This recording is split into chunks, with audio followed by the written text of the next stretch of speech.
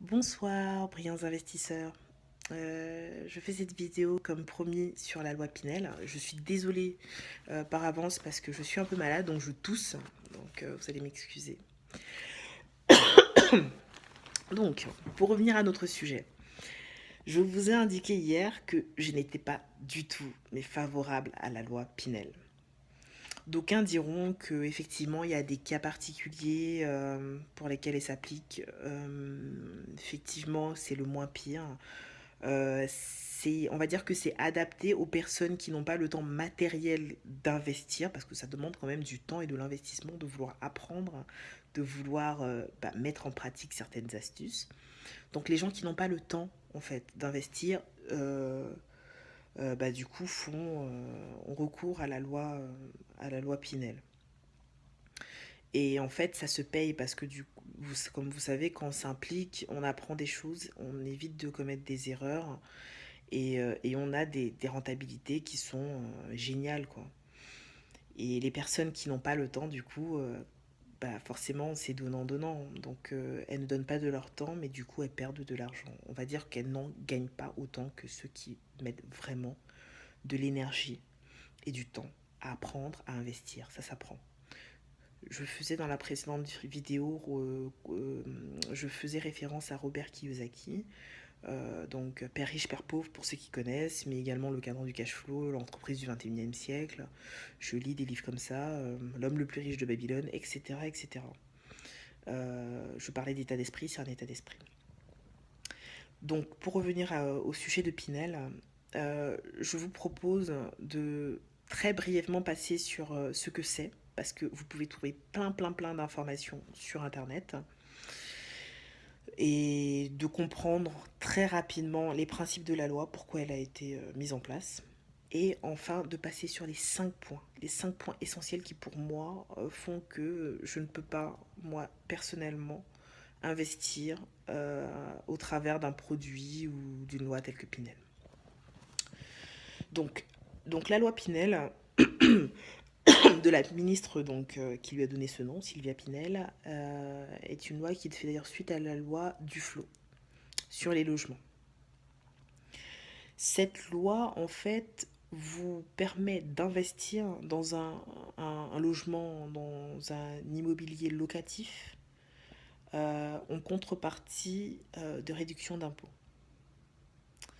C'est-à-dire que, en fait, vous vous engagez à acheter un bien neuf, donc c'est neuf ou alors ancien rénové, sur plan aussi, vous engagez à mettre ce bien entre 6 ans et 12 ans en location, donc le minimum c'est 6 ans et ça peut aller jusqu'à 12 ans, pour en contrepartie avoir des réductions d'impôts, excusez-moi, entre 12 et 21% à peu près.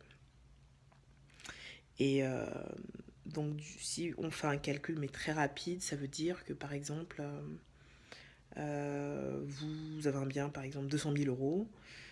Sur les 6 premières années, 12%, ça doit faire à peu près 24 000 euros en fait, sur 6 ans. Ce qui fait à peu près du 4 000 euros sur une année. Déjà, il faut les atteindre. C'est-à-dire que faut voir le revenu qu'on perçoit quand on est à 4 000 euros d'impôt. Il y en a quelques-uns qui sont à ce niveau-là, il y en a d'autres qui le sont moins, il y en a qui sont au-dessus, ça dépend. Donc ces 4 000 euros d'impôt, ça fait à peu près, divisé par 12, à peu près du 330 € par mois. Donc c'est ça. C'est cette économie d'impôt-là, en fait, qui est transférée dans la mensualité que vous payez, en fait, à la banque pour ce bien. Donc, en fait, effectivement, cette mensualité est payée de trois façons.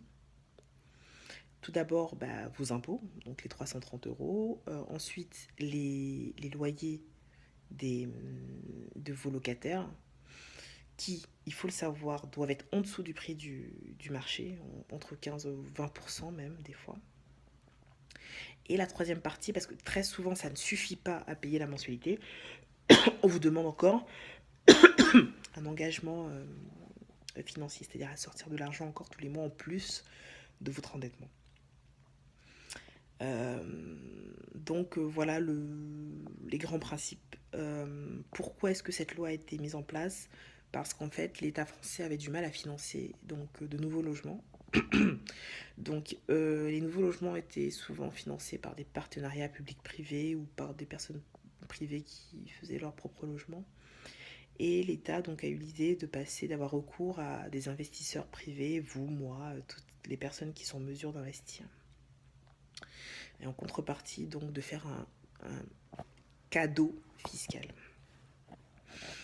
Donc c'est un peu normal pour l'État parce que il faut que l'État arrive à loger sa population et notamment à loger la population la plus sensible, celle qui a le plus de mal à se loger. Donc souvent c'est des personnes qui ont des revenus un peu plus modestes. C'est pour ça que dans les conditions de la loi Pinel, vous ne pouvez pas louer à n'importe qui. Il faut des conditions de ressources et c'est pour ça que les loyers sont un peu plus bas. Donc l'État joue son rôle d'État qui a historiquement, la France est un pays socialiste, donc qui doit protéger les plus faibles dans cette société un peu capitaliste. Ça, c'est le point de vue de l'État. Et puis chacun de nous a son point de vue. Mais ça, c'est le point de vue de l'État et c'est dans la ligne directrice, ce que je peux comprendre et ce que je respecte. De notre point de vue, maintenant, il faut voir si c'est intéressant. À mon sens, pas forcément. Loin s'en faut. Et on va le voir sur 5 parties principales qui sont ouvertes à débat. Parce que le but de cette vidéo, c'est de vous faire réfléchir et de challenger si vous êtes d'accord, si vous n'êtes pas d'accord, en fait d'ouvrir le débat.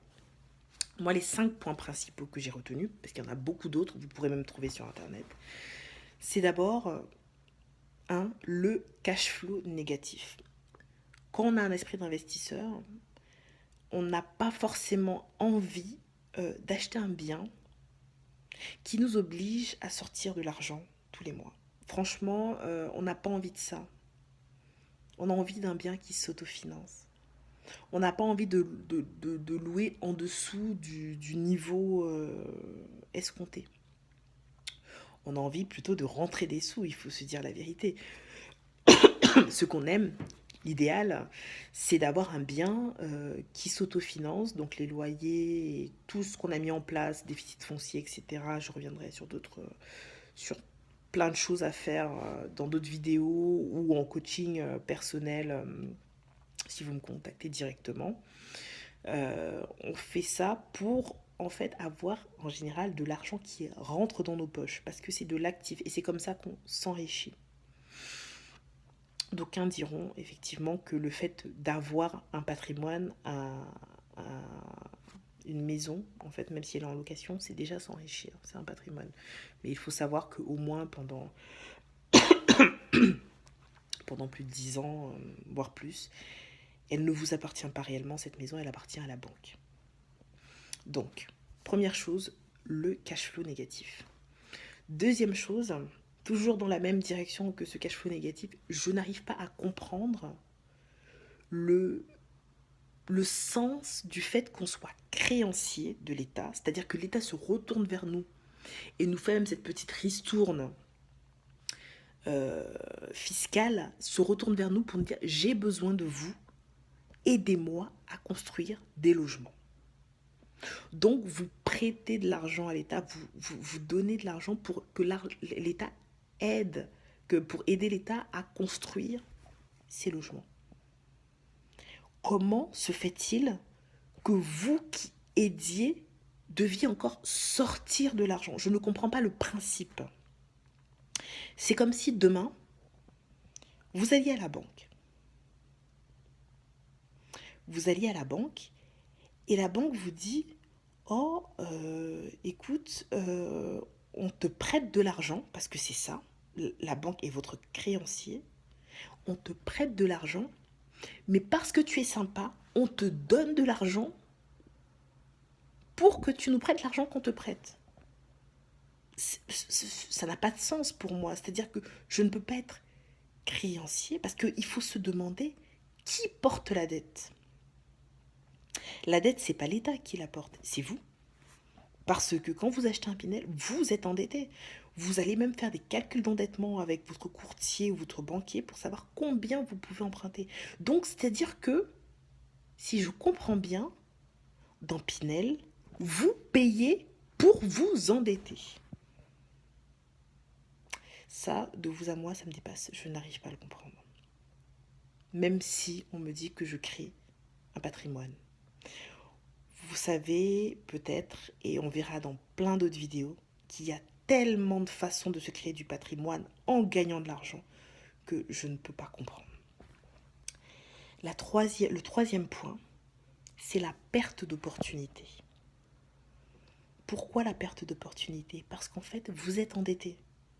Souvent même, vous vous endettez au maximum, peut-être 33%. Ce qui veut dire que si votre salaire ou votre bilan financier, si vous êtes entrepreneur, indépendant ou que vous êtes chef d'entreprise, si votre revenu principal d'activité ou autre n'augmente pas significativement, vous êtes coincé pour investir dans autre chose pendant un certain nombre d'années. Vous êtes coincé. C'est de la perte d'opportunité. Ça veut dire que vous, pendant 6 ans, 7 ans, 8 ans, plus, vous allez réussir à avoir un bien qui, à terme même, ne vous appartient pas totalement. Parce que c'est peut-être au bout seulement de 20 ans, de 15 ans, de je sais pas, qui va vous appartenir si vous le gardez et si vous ne le revendez pas entre-temps. Pendant ce temps-là, quelqu'un qui ne sera pas passé par Pinel, qui aura utilisé d'autres types de montages et pas les montages légaux, enfin, si c'est légal ce qu'on fait par ailleurs, mais pas les montages étatiques. Lui, il sera peut-être à 7 ou 8 appartements, voire plus. Il peut même aller à une cadence de 1 ou 2 par an ou par 2 ans. Et vous, pendant ce temps-là, vous serez encore en train de rembourser quelque chose que vous allez traîner comme un boulet. Je ne peux pas conseiller ça décemment à quelqu'un qui a une situation standard et qui est en capacité de s'endetter. Je ne peux pas. Sauf si la personne me dit vraiment, Laïssane, je n'ai pas le temps, je veux un truc simple, rapide et juste dans 30 ans avoir une maison et peut-être même que je vais y habiter et basta. D'accord, dans ce cas-là, si effectivement tel est l'objectif, je vais dire ok, carte blanche.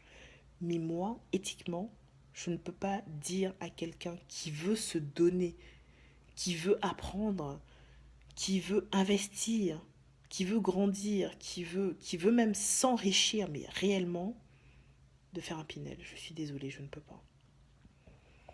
Donc, vous perdez de l'opportunité et à côté de ça, les autres ont un patrimoine qui augmente tous les jours.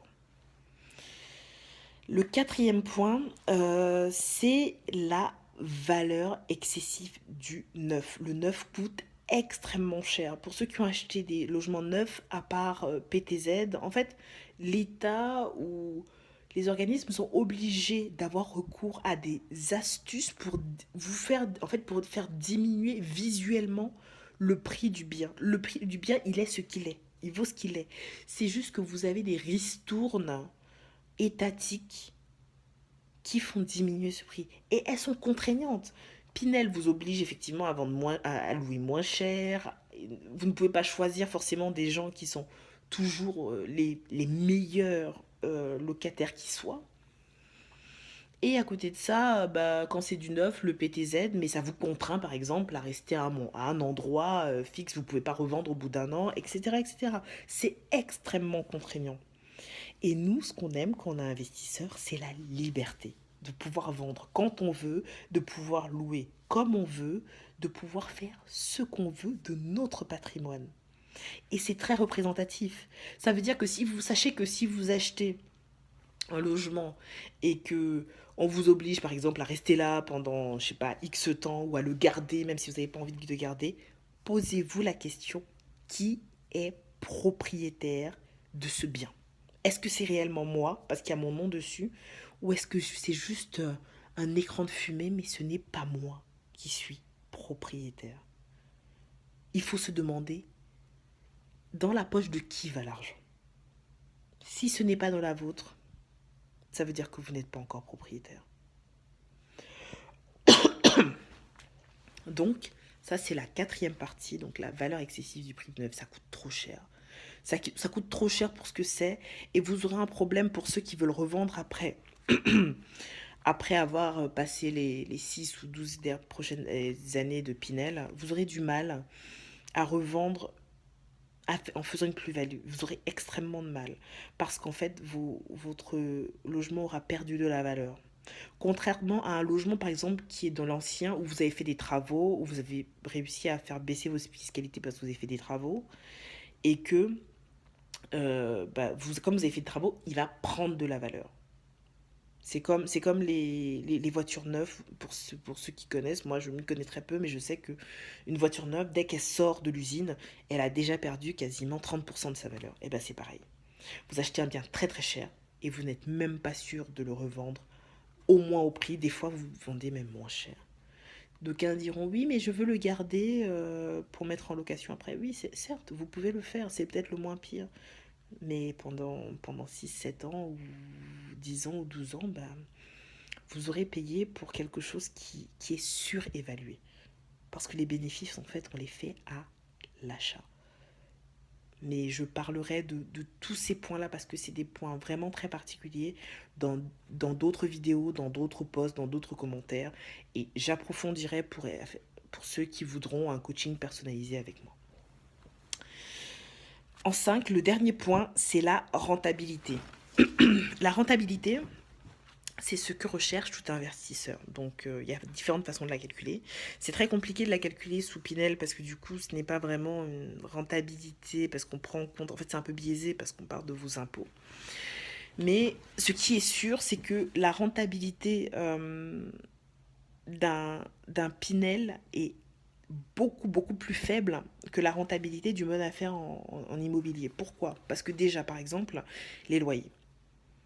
Les loyers, vous ne pouvez pas louer votre Pinel au loyer que vous voulez. C'est-à-dire que vous ne profitez pas du fait qu'en fait, il y a une tension locative et que vous le mettiez au prix que c'est ou un peu plus ou en fonction. Vous ne pouvez pas non plus faire n'importe quoi. C'est-à-dire que vous ne pouvez pas jongler dans des colocations, dans des divisions. Vous ne pouvez pas faire tout ce que font les investisseurs actuels. Vous ne pouvez pas jongler. Vous êtes condamné à prendre une personne qui a tel montant de ressources, 20%, machin. Donc, il y a beaucoup de choses qui érodent cette rentabilité. Il y a des avantages, bien sûr. Effectivement, comme je disais, il y a des gens qui n'ont pas le temps. Donc, Pinel est peut-être fait pour eux, parce qu'ils n'ont pas le temps de... Et ils veulent juste avoir un bien, ça leur suffit. Ok. Et puis, il y a des gens qui ont peur. Qui ont peur de se lancer dans l'investissement locatif, qui ont peur de faire plein de visites, qui ont peur de négocier, mais c'est pas grave. À ces personnes-là, je dis, il faut surmonter sa peur. C'est un travail sur soi. C'est ce que je fais au quotidien, c'est ce que j'ai fait sur moi-même. Et c'est ce que j'accompagne. C'est en ça que j'accompagne plusieurs personnes. Il ne faut pas avoir peur, parce qu'on a tout à gagner, sincèrement. L'avantage aussi de Pinel, c'est que c'est du neuf, donc il y aurait moins de travaux. Alors, de vous à moi, je préfère quand il y a des travaux, parce que je me retrouve là-dedans. Je préfère les travaux, je préfère la rénovation, et je préfère faire à ma sauce, prendre un logement et le façonner avec mes entrepreneurs, mes décoratrices d'intérieur. Je préfère faire ça, parce que j'aime faire ça aussi. Donc, mais ça, c'est un autre sujet. Donc maintenant, c'est l'heure des débats. N'hésitez pas à commenter. Dès que je peux, dès que j'ai le temps, je répondrai à vos commentaires. On pourra même se faire des directs si vous voulez. J'espère que cette vidéo vous a donné déjà des grandes lignes pour commencer à penser et approfondir. Le but n'était pas de développer, de faire une étude de cas. C'était vraiment de vous donner les premières billes pour que vous pensiez, pour ceux qui sont totalement convaincus de Pinel et qui le sont encore, tant mieux. Pour ceux qui n'étaient pas convaincus et qui ne sont toujours pas convaincus, tant mieux aussi. Mais en gros, l'objectif, c'est de penser. De penser, de discuter, de voir quelles sont les choses à faire, les choses à moins faire. Merci de m'avoir écouté et à très bientôt.